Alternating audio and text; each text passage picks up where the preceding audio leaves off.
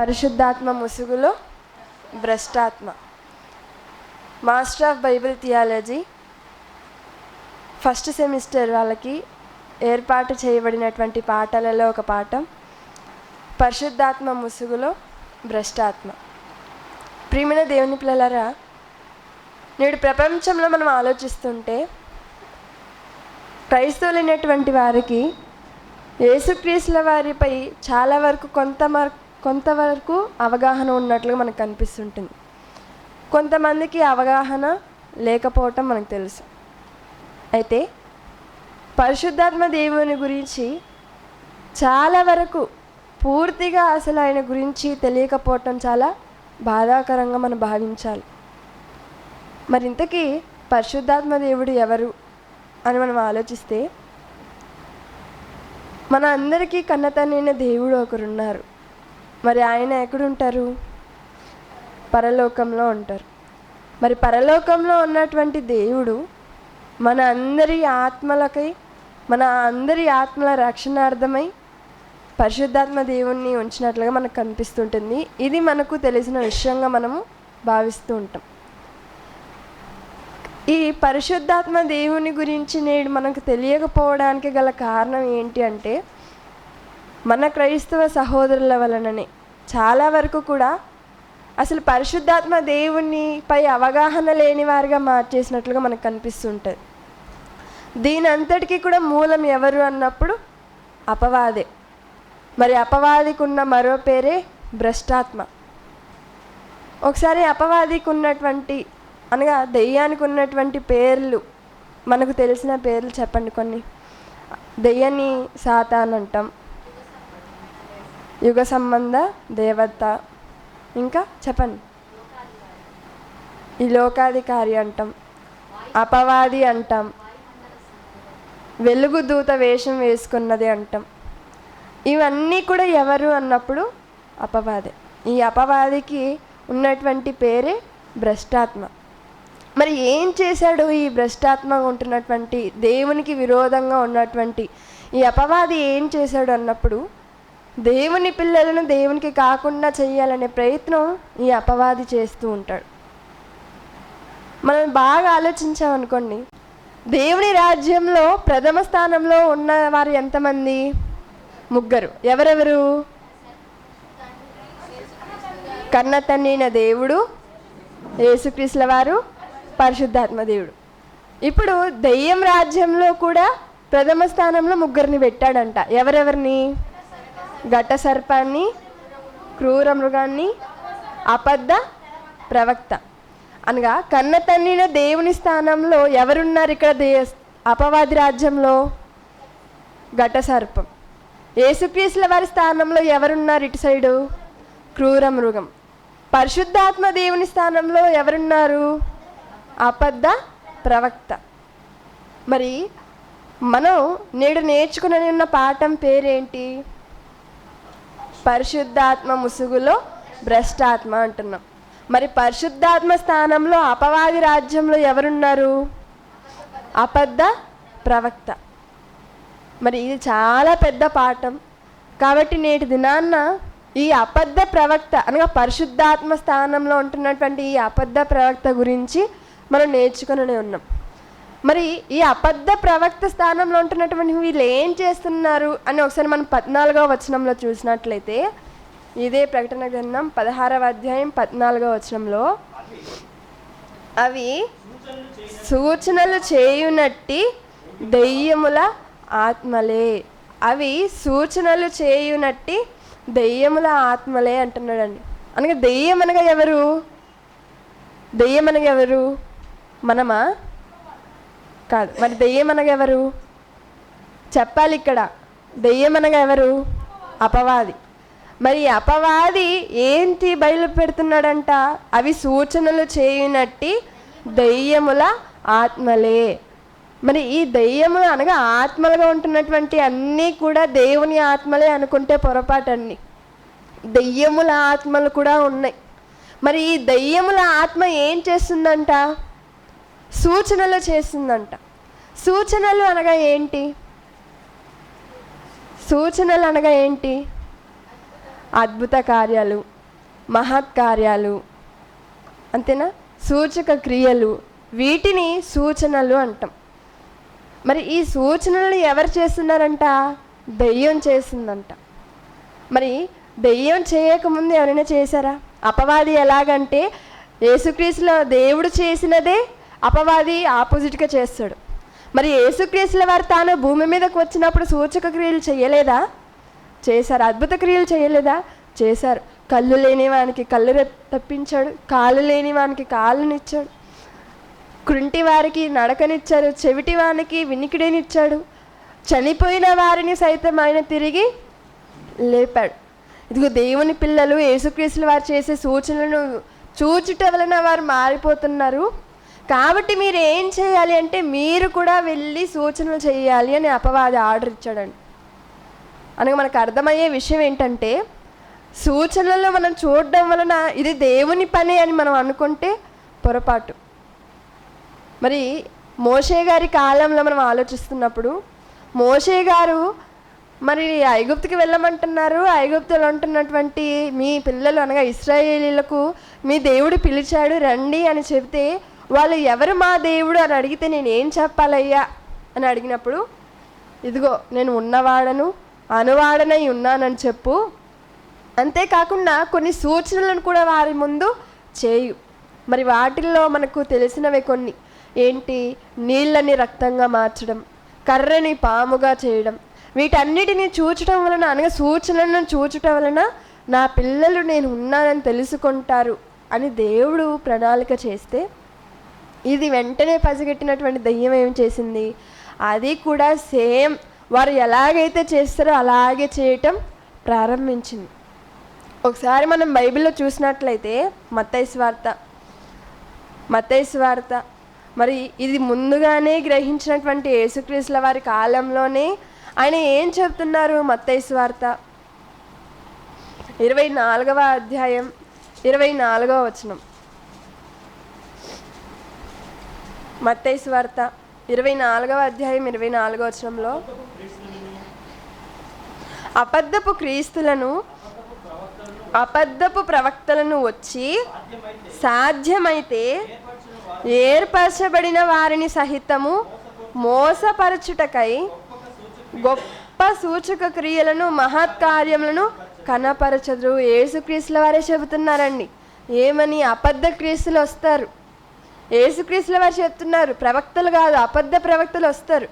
వాళ్ళు ఏం చేస్తారు? వచ్చినటువంటి వాళ్ళు మేము చేసిన దానికంటే కూడా గొప్పగా చేస్తారు. మరి వాటిని మీరు చూసి అలా నమ్మకూడదు. మరి ఏం చేయాలో తెలుసా? 4వ వచనంలో, అదే అధ్యాయం 4వ వచనంలో యేసు వారితో ఇట్లా, నేను ఎవడును మిమ్మును మోసపరచకుండా చూచుకొనుడి. మీరే చూసుకోవాలి. మనం ఏం చూసుకుంటాం? ఎప్పుడు పక్కింటి వారి గురించి, ఎదిరింటి వారి గురించి, అంతేనా, మనకు కాని వారి గురించి మనం చూసుకుంటూ ఉంటాం. కానీ ఇక్కడ యేసుక్రీస్తుల వారు దేని గురించి చూసుకోమంటున్నాడో తెలుసా? ఎవడు కూడా మనల్ని మోసపరచకుండా మనం చూసుకోవాలి. మనల్ని మోసం చేస్తున్నారు అని మనం పసిగట్టే అంత జ్ఞానం కలిగిన వారంగా మనము ఉండాలి. అందుకే ఎవడునూ మిమ్మల్ని మోసపరచుకొనకుండా మీరు చూచుకొనుడి. ఏమండి, ఈ లోకంలో ఏది మనం ఆలోచించినా సామాన్యంగా మనం మోసపోతామా అండి? కొనే దగ్గర నుంచి తినే దగ్గర వరకు ఎక్కడైనా మనం మోసపోతామా? లేదు. మరి వాక్య విషయంలోకి వచ్చేసరికి, ఈ సూచనలు చేసేసరికి ఆ కాలంలో ఉన్న వాళ్ళు మోసపోతున్నారంట. అందుకే చెప్తున్నా, మీరు ఎవరు కూడా మోసపోకుండా మీరు చూచుకొనుడి అని శిష్యులకు చెప్తున్నాడంట. ఎలాంటి సందర్భంలో అంటే, ఇదిగో నీ రాకడ దగ్గర అయిపోతుంది కదా, యుగ సమాప్తి అయిపోతుంది కదా, అప్పుడు ఇదిగో నేనే క్రీస్తునని ఒకడు వస్తాడు. కాబట్టి అలాంటి వారు వచ్చినప్పుడు మీరు పసిగట్టి మిమ్మల్ని మోసపరచకుండా ఉండేలాగా మీరు చూసుకోండి అని ఆయన హెచ్చరిక ఇస్తున్నాడండి. మరి యేసుక్రీస్తులా చెప్పిన మాటలు మనం నమ్మాలి కదా. ఆకాశము భూమి గతించినను దేవుని మాటలు మాత్రం ఎప్పటికీ గతించవు. మరి అలాంటి మాటలు కలిగినటువంటి మనం ఏవో చిన్న చిన్న మాటలను బట్టి మనం మోసపోతే దేవుడు ఎంత బాధపడతాడండి. కాబట్టి ఎప్పుడు కూడా దేవుని మాటలను చేత పట్టుకున్న మనం మోసపోయేవారిగా ఉండకూడదు. ఇంకా ఏం చెప్తున్నారు ఈ అబద్ధ ప్రవక్తల గురించి అని మనం ఆలోచిస్తున్నప్పుడు ఇదే మత్తయి సువార్త 7వ అధ్యాయం 15వ వచనంలో మనం చూసినట్లయితే మత్తయి సువార్త 7వ అధ్యాయం 15వ వచనంలో అబద్ధ ప్రవక్తలను గూర్చి జాగ్రత్త పడుడి. చూసారా ఎన్ని మార్లు అంటున్నాడని, జాగ్రత్త పడుడి, జాగ్రత్తగా ఉండుడి, మీరు మోసపోయే వారిగా ఉండకండి, జాగ్రత్తగా ఉండండి అంటున్నారండి. మనం ఎప్పుడు వింటాం ఈ పదాలు? ఎక్కువగా రైల్వే స్టేషన్లోనో బస్ స్టాండ్లలోనో, అంతేనా? అనగా ఎలా వింటుంటాము? దొంగలున్నారు జాగ్రత్త, అపరిచితులు ఉంటారు జాగ్రత్త, మీ వస్తువులకు మీరే బాధ్యులు. ఈ మాటలు మనం వింటూ ఉంటాం. దేవుడు కూడా బైబిల్లో తన పిల్లలైన మనకు ఎన్నో జాగ్రత్తలు ఇచ్చాడు. ఆ జాగ్రత్తల్లో ఒక జాగ్రత్తే అబద్ధ బోధకుల జాగ్రత్త. మరి ఇక్కడ చెప్తున్నాడు, ఏమని చెప్తున్నారండి 15వ వచనంలో? అబద్ధ ప్రవక్తలను గూర్చి జాగ్రత్త పడుడి, వారు గొర్రె చర్మములు వేసుకొని మీ వద్దకు వత్తురు. వారు ఎలా వస్తారో తెలుసా? తెల్లగా, మృదువుగా, పట్టుకుంటే కరిగిపోయే విధంగా. అంతేనా? గొర్రె చర్మం అనగా ఏంటి? మనం ఎక్కువగా తినే దాని గురించి ఆలోచిస్తాం, కానీ గొర్రె చర్మంతో పోలుస్తున్నాడంటే అది ఎంత సాధువుగా, ఎంత మృదువుగా, ఎంత తెల్లగా ఉంటుందో అలాంటి స్వభావం కలిగిన వారు వస్తారంట. కానీ వారు లోపల ఎలాంటి వారు తెలుసా? వారు లోపల క్రూరమైన తోడేళ్ళు.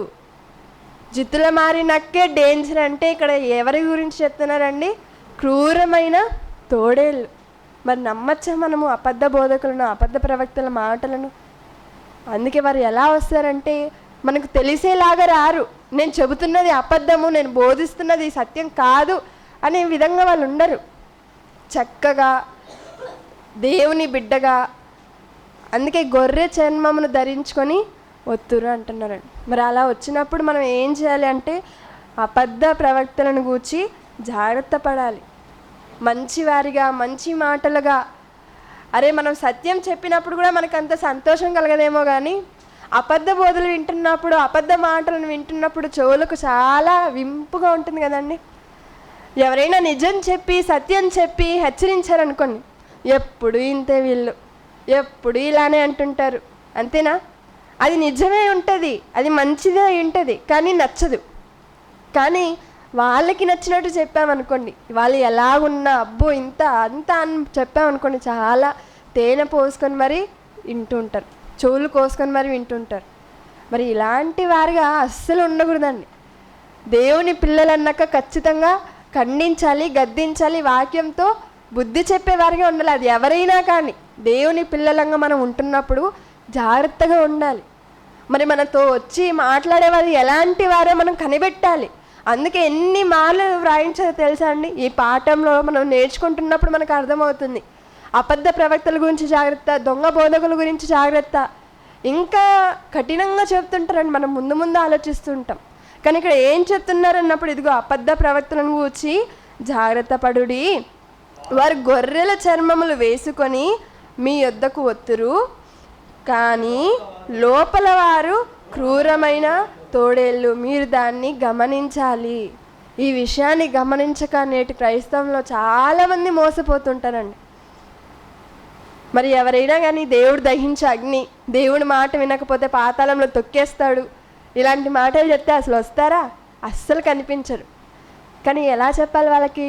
దేవుడు నిన్ను ఆశీర్వదిస్తాడు, దేవుడు నిన్ను దీవిస్తాడు, నీకు కావాల్సినవన్నీ ఇస్తాడు, ఇదిగో మోకాలు వేసి ప్రార్థన చేయి, రేపు పొద్దునకంతా నీకు వచ్చేస్తుందంటే ఎప్పుడు అక్కడే ఉంటామని. కానీ దేవుడి మాటలు మనం గమనించాలి, గ్రహించాలి. అసలు ఏం చెప్తున్నాడు ఆయన, ఎలా ఉంటుందన్నాడు. మరి ఇన్ని జాగ్రత్తలు చెప్పినప్పుడు మనం ఉండాలి కదండి. దొంగలు పడుతున్నారు జాగ్రత్త అన్నారు, అనౌన్స్ చేశారు. ఖచ్చితంగా ఈరోజు రాత్రి పలానా ఇంట్లో దొంగకు సిద్ధపడ్డారు, దొంగతనం చేయడానికి దొంగలు వస్తున్నారు జాగ్రత్త అని చెప్పారు. మరి జాగ్రత్త చెప్పిన తర్వాత కూడా వారు ఆదమరిచి నిద్రపోయి, తాళాలు ఎక్కడంటే అక్కడ పెట్టి నిద్రపోయి దొంగతనం జరిగితే దానికి బాధ్యతలు ఎవరండి? వారే, ఇంటి వారే. ఇప్పుడు దేవుడు కూడా మనకి ఇన్ని జాగ్రత్తలు చెబుతున్నప్పుడు మన జాగ్రత్తలను గమనించకుండా అబద్ధ బోధనే మనం స్వీకరించి నరకానికి వెళ్ళిపోయి, ఏంటి దేవుడా నేను వినింది కూడా నీ మాటలే కదా అని అన్నాం అనుకోండి, అప్పుడు ఈ మాటలన్నీ మనకు చూపిస్తారు. పలానా రోజు పలానా తరగతిలో నేర్చుకున్నాం కదా, మరి ఏమైపోయాయి కొడక అంటారు. అప్పుడు మనం ఏం చెప్పుకోగలం? అందుకే జాగ్రత్తలు చెప్తున్నారంటే జాగ్రత్తగా వినాలి. మనం తుఫాను హెచ్చరిక చేసినప్పుడు ఎంత జాగ్రత్తగా ఉంటారు. ఇదిగో జాలర్లు సముద్రంలోనికి వెళ్ళకూడదు అని వారికి హెచ్చరికలు చేస్తుంటారు అప్పుడు ఖచ్చితంగా వెళ్ళకూడదు. వెళ్ళారంటే వాళ్ళు తిరిగి రారని అర్థం చేసుకోవాలి. కాబట్టి దేవుడు చెప్పట్లేదు మనకి, దేవుడు మనకి హెచ్చరించట్లేదు, జాగ్రత్తలు చెప్తున్నాడంటే ఎంత జాగ్రత్తగా వినాలండి. ఒకసారి మనం చూసినట్లయితే ఇదే మత్తయి సువార్త 7వ అధ్యాయం 22వ వచనంలో, మత్తయి సువార్త 7వ అధ్యాయం 22వ వచనంలో, ఆ దినమందు అనేకులు నన్ను చూచి ప్రభువా ప్రభువా మేము నీ నామమున ప్రవచింపలేదా, నీ నామమున దెయ్యములను వెళ్ళగొట్టలేదా, నీ నామమున అనేకమైన అద్భుతములు చెయ్యలేదా? ఎంత బాగా చెప్తున్నారండి. అదేంటి ప్రభువా, నీ నామము చెప్పే కదా మేము దెయ్యాలను వదలగొట్టాము, నీ నామము చెప్పే కదా మేము ప్రకటించాము, నీ నామము చెప్పనే కదా అద్భుతములు అనేకము చేశాము అని వారంటే, యేసుక్రీస్తులో శబాష్ నిరూపించారు, నా పేరు నిలబెట్టారని చెప్పలేదని. ఏం చెప్తున్నాడు ఆయన? నేను మిమ్మును ఎన్నడను ఎరుగను, అక్రమము చేయువారులారా నా యొద్ద నుండి పొండని వారితో చెప్పుదును. ఇప్పుడు ఒక పాఠశాలలో విద్యార్థులు ఉన్నారనుకోండి, మరి ఆ విద్యార్థులు ఎక్కడికి వెళ్ళినా ఏమని చెప్పుకోవాలి? వాళ్ళ గురువు గారి గురించి చెప్పుకోవాలి. గురువుకి వాళ్ళ పిల్లలు ఎవరో వాళ్ళకు తెలుసు. ఆ పిల్లల్లో ఉండకుండా వేరే విద్యార్థి ఎవరైనా వచ్చి ఫ్రాడ్గా అనగా గోల్మాల్ చేసి పాస్ అయ్యి, నేను పలానా గురువు దగ్గర నేర్చుకున్నాను, నాకు పలానా గురువు టీచింగ్ చేశారు అని గొప్ప గొప్ప వారి పేర్లు వాడుకున్నారు అనుకోండి, అప్పుడు ఈ విషయం వాళ్ళకి తెలిసి వాళ్ళు వచ్చి అడగరా అండి? ఖచ్చితంగా అడుగుతారు. నువ్వెప్పుడు నేర్చుకున్నావు నా దగ్గర, నువ్వు ఏ బ్యాచ్లో ఉన్నావు, అసలు నా పేరు ఎందుకు వాడుకుంటున్నావు అని ఆఫ్టర్ ఆల్ ఈ భూమి మీద ఉన్న టీచరే అడగగలిగినప్పుడు యేసుక్రీస్తు వారు అడగాలనుకుంటున్నారా? ఖచ్చితంగా అడుగుతారండి. అందుకే అంటున్నారు, ఇదిగో నిర్మోహమాటంగా అసలు అక్రమము చేయువారులారా నా యొద్ద నుండి పొండని వారితో చెప్పేశాడంటాను. ఒకసారి తెస్సలోనికలకు రాసిన 2వ పత్రిక, ఇంకా ఈ అబద్ధ బోధ గురించి, అబద్ధ ప్రవక్త గురించి మనం చూస్తే, తెస్సలోనికలకు రాసిన 2వ పత్రిక 2వ అధ్యాయము, అపోస్తుడైన పౌలు గారు తెస్సలోనికలకు పత్రిక రాస్తూ 2వ అధ్యాయము 9 నుంచి 12 వరకు మనం చూసినట్లయితే, నశించుచున్నవారు తాము రక్షింపబడుటకై సత్య విషయమైన ప్రేమను అవలంబింపక పోయిరి. నశించుచున్నవారు తాము రక్షింపబడుటకై సత్య విషయమైన, సత్యం అనగా ఏంటండి? వాక్యం. నీ వాక్యమే సత్యం, అంతేనా? సత్యమందు వారిని ప్రతిష్ఠ చేయము అని నీ వాక్యమే సత్యము అంటారు. మరి ఈ సత్యం అనగానే వాక్యం, దేవుని వాక్య విషయమై వారు అవలంబింపకపోయిరి కనుక వారి రాక అబద్ధ విషయమైన సమస్త బలముతోనూ నానా విధములైన సూచక క్రియలతోనూ మహత్కార్యములతోనూ దుర్నీతిని పుట్టించు సమస్త మోసముతోనూ నశించుచున్న వారిలో సాతాను కనపరచు బలమును అనుసరించును.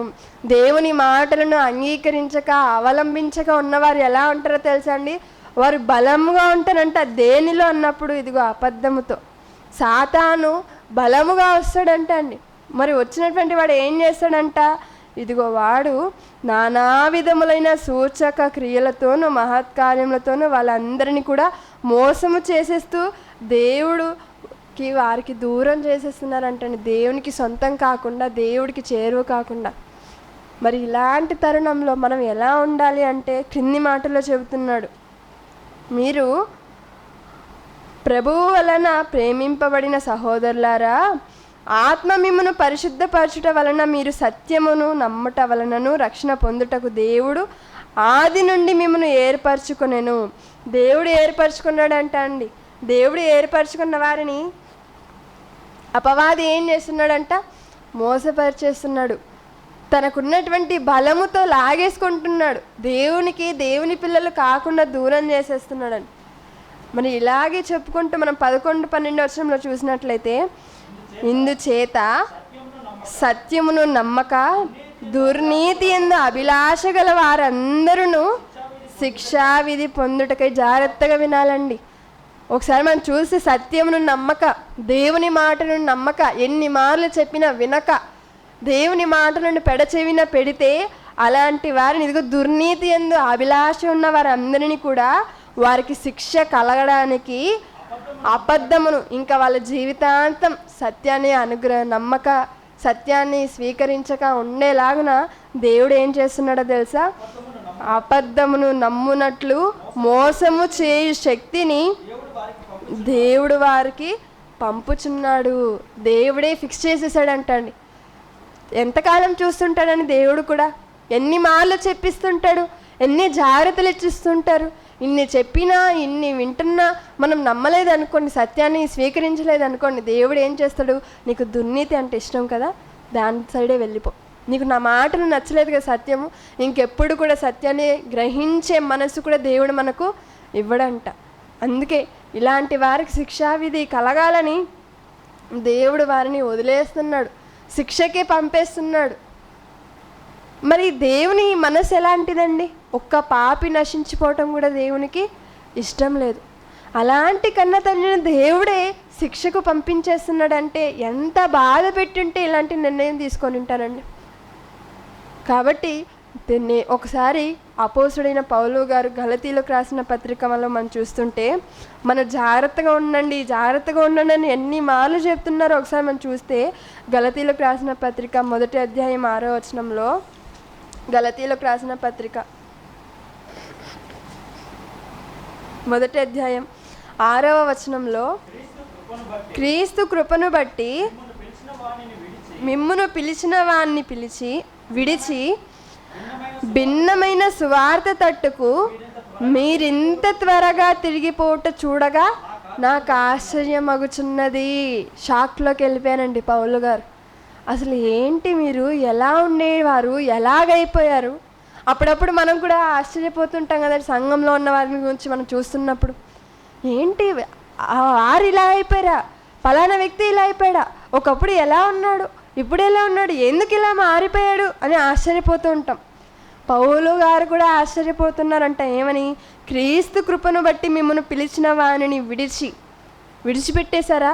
మీరు విడిచి భిన్నమైన సువార్త తట్టుకు మీరు ఇంత త్వరగా తిరిగిపోవుట చూడగా నాకు ఆశ్చర్యం అవుతుంది అంటున్నారండి. వీళ్ళందరూ ఎవరు అన్నప్పుడు ఏర్పరచబడిన వారే, పిలువబడిన వారే, దేవునిలోనికి వచ్చిన వారే, సత్యాన్ని స్వీకరించిన వారే. మరి ఏం చేశారన్నప్పుడు భిన్నమైన సువార్త తట్టుకు త్వరగా తిరిగిపోయారంట అండి. త్వరగా ఎక్కువగా మంచి కన్నా చెడుకే ఆకర్షితులు అవుతూ ఉంటాం. మంచి చెప్పే, నిజం చెప్పే మాటల కన్నా అబద్ధం చెప్పే మాటలకే ఎక్కువగా లోనైపోతూ ఉంటాం. సామెత కూడా ఉంది కదండి, సత్యం అంట గడప దాటేలోపు అబద్ధం ఊరంతా తిరిగి వచ్చేస్తుందంట.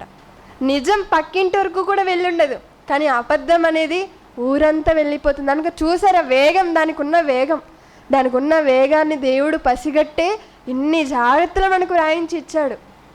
కాబట్టి ఏం చేయాలంటే, ఇదిగో ఆయన చెబుతున్నాడు, మీరు భిన్నమైన సువార్త తట్టుకు ఇంత త్వరగా తిరిగిపోతారని నేను అనుకోలేదు.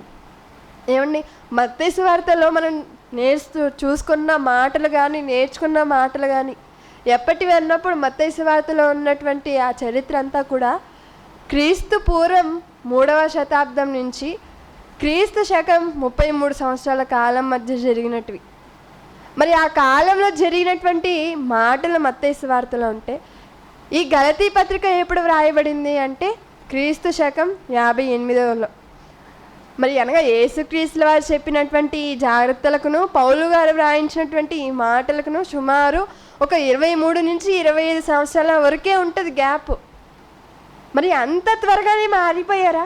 యేసుక్రీస్తులో చెప్పి వెళ్ళి ఇంకా కొన్ని సంవత్సరాలు కూడా కాలేదు, ఇంత త్వరగా మీరు తిరిగిపోతారని నాకు ఇది చాలా ఆశ్చర్యంగా ఉందంటున్నాడని.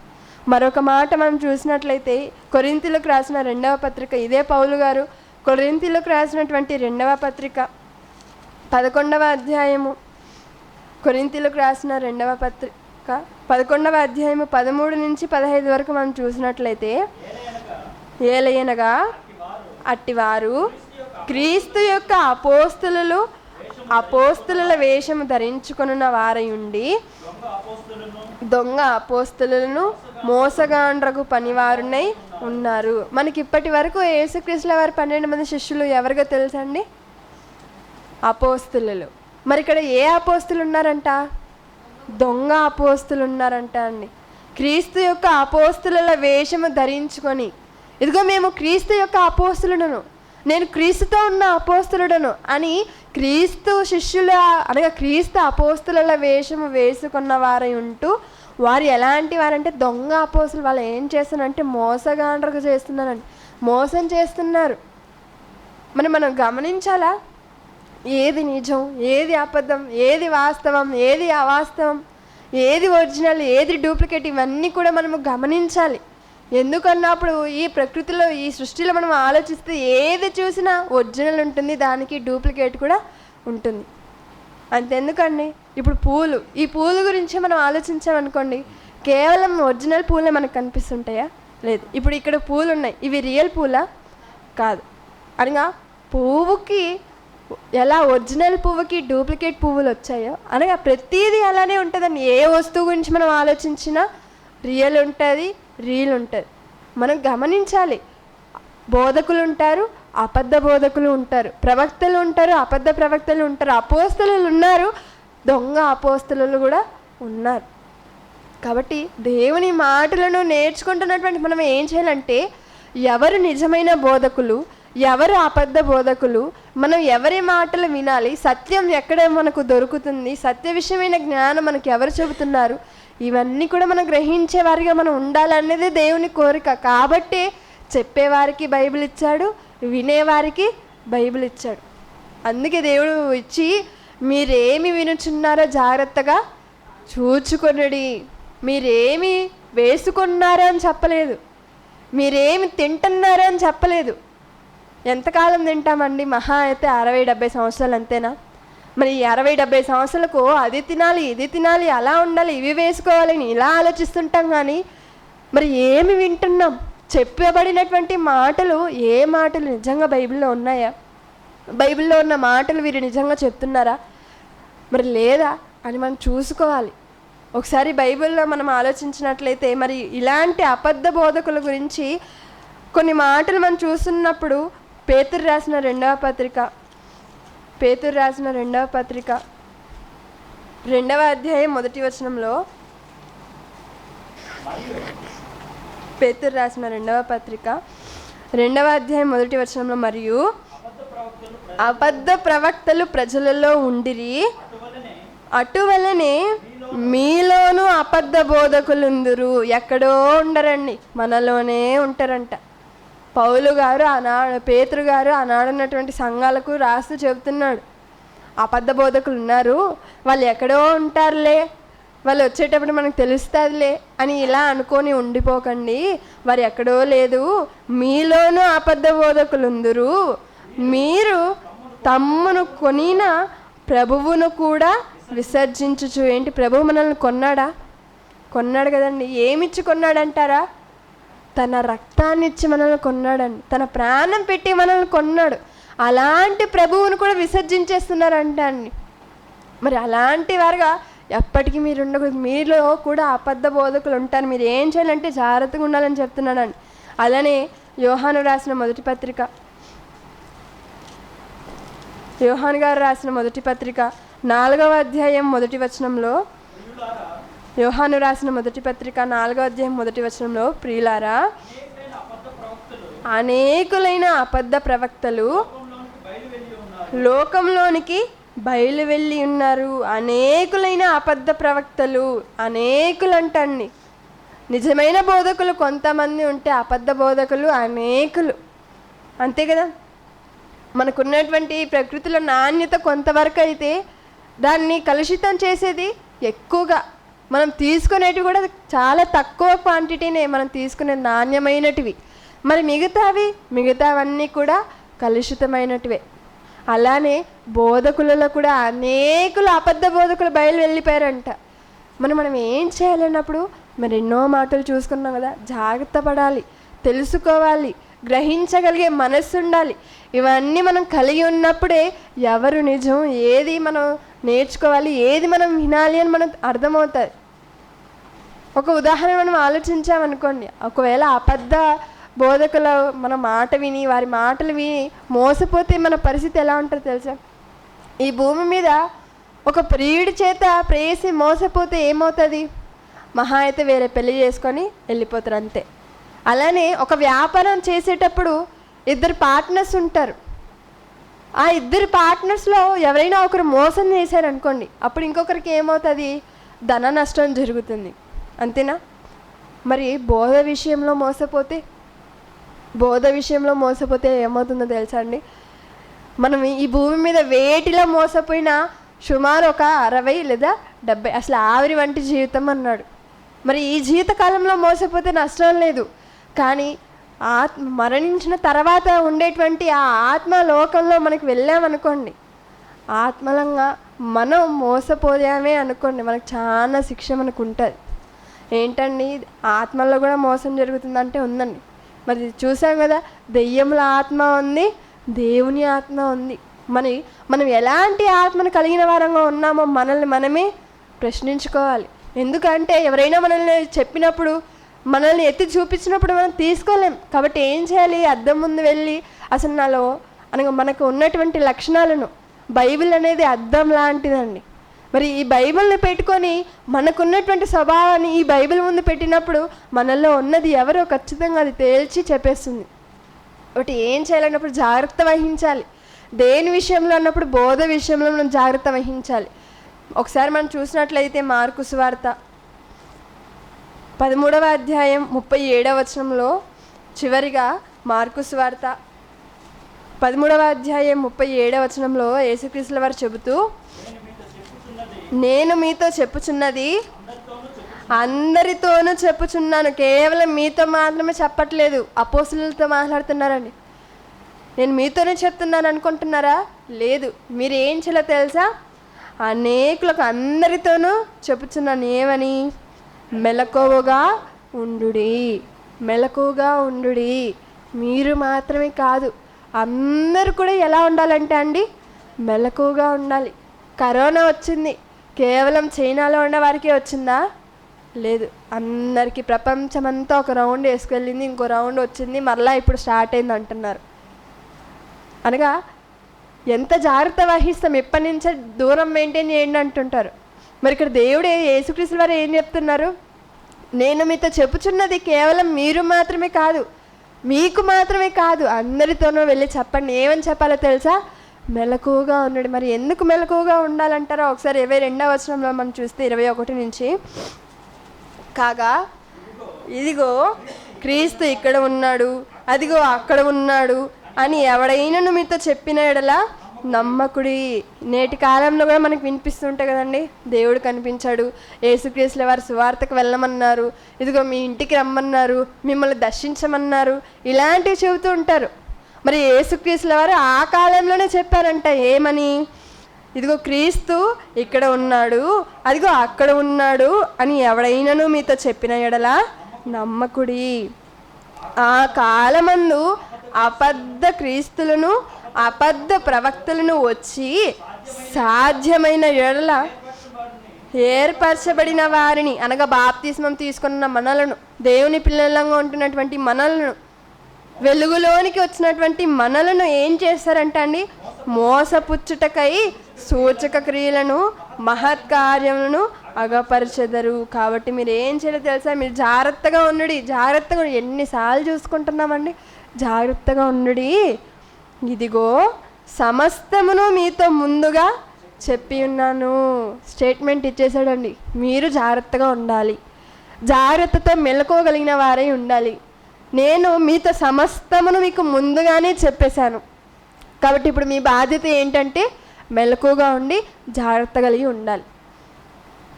మన పాఠం ఏంటి?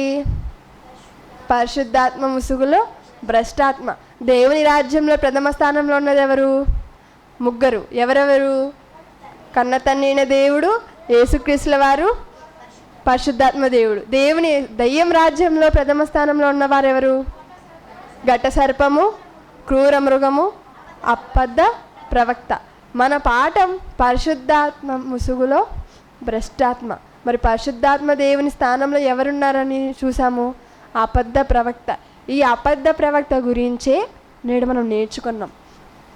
ఇక వచ్చే భాగంలో పరిశుద్ధాత్మ దేవుడు ఎవరు, ఆయన స్థానం ఏంటి, ఆయన పనులేంటి, ఆయన పనులు తెలుసుకోవాలంటే మనం ఏం చేయాలి, మరి నేటి కాలంలో ఆయన చేసిన సూచక క్రియలు మనకు కనిపిస్తుందా, ఆయన నేటి కాలంలో చేస్తాడా, ఒకవేళ చేస్తే అవి నిజమా, ఒకవేళ పరిశుద్ధాత్మ దేవుడు ఏమన్నా ఆపేశాడా, ఒకవేళ ఆపేస్తే ఎప్పుడు ఆపేశాడు, ఒకవేళ ఆయన ఇప్పుడు చెయ్యట్లేదు మరి ఇప్పుడు చేస్తున్న వారు ఎవరు, ఆయన పేరు చెప్పుకొని ఎవరైనా చేస్తున్నారా, పరిశుద్ధాత్మ దేవుని పేరట ఎవరైనా వచ్చారా, ఈ విషయాలన్నీ కూడా మనము వచ్చే తరగతిలో నేర్చుకుందాం. మరి ఫైనల్గా మనం ఈరోజు నేర్చుకునేది ఏంటి అంటే, యేసుక్రీస్తుల వారు మన అందరికీ కూడా ఒక హెచ్చరిక చేస్తున్నాడు. అందరికీ ఏంటా హెచ్చరిక? అబద్ధ బోధకులు, అబద్ధ ప్రవక్తలు ఉన్నారు, వారి గురించి మీరు జాగ్రత్త పడాలి. వారి గురించి మనం జాగ్రత్త పడితే ఖచ్చితంగా మనము తొట్టిల్లము. దేవుడు కూడా ఒక ఉంటుంది కదండి, అయ్యో నేను చెప్పేశాను జాగ్రత్త, నా పిల్లలు పాటించేస్తారు అని. ఒకవేళ మనం పాటించకుండా మనం మోసపోయామనుకోండి, మన పరిస్థితి ఏంటో కూడా వచ్చే భాగంలో మనం నేర్చుకుందాం. మరి ఈ కొద్ది మాటలతో నేను హెచ్చరించుకుంటూ మీ అందరినీ హెచ్చరిస్తూ ముగిస్తున్నాను. కళ్ళు మూసుకున్నట్లయితే ప్రార్థించుకుందాం.